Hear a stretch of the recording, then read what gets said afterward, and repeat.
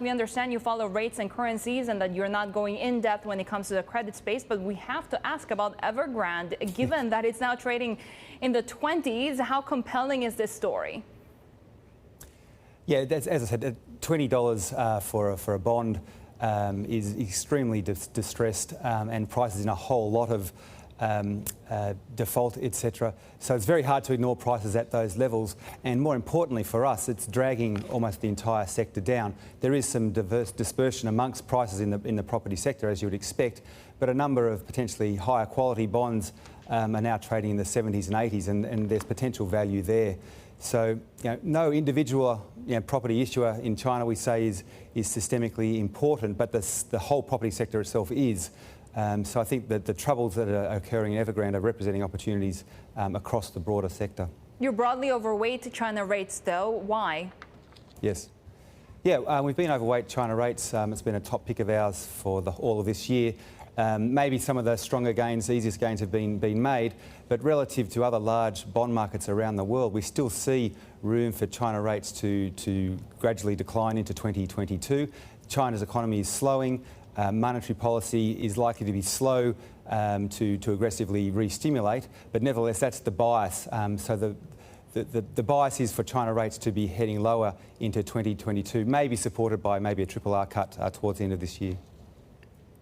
So central bank divergence or policy divergence is a key theme. Yes. For you, which pairings would you be looking at as most opportunistic? Yeah, well, within Asia, if we think about the Reserve Bank of Australia, which has come out, and whilst it's reduced its bond purchase program, it's still very supportive of the entire yield curve out to 10 years, and they've recommitted to keeping policy on hold until at least 2024. And you compare that to the Bank of Korea, which has already started raising rates. It raised rates 25 basis points in August and very likely to raise rates again potentially in November. That's causing some interesting divergence between their currencies as well as their rates markets. So, thinking about pairing up that policy divergence, whether it's in the bond market or the currency market, is very interesting for us within Asia. And there's some other opportunities developing as well. Yeah, the EM space, you're talking about rupee versus rupiah potentially, or BI versus RBI? Yes, yeah, we're some way away there, but certainly the RBI has sought to sort of neutralise the flush of liquidity that's occurred since the virus. They had inflation out overnight.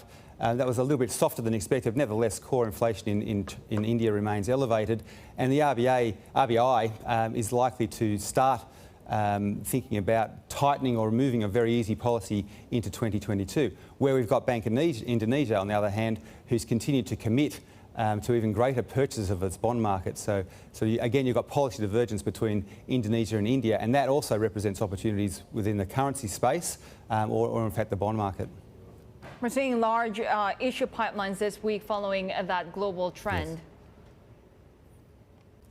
Yes. Yeah, and Asia's no exception there. I think between sort of today and Thursday, there's maybe 9 to 10 deals priced in for Asia, and we're hearing that's going to be over 10 billion worth of supply. So a very busy period for the Asian market.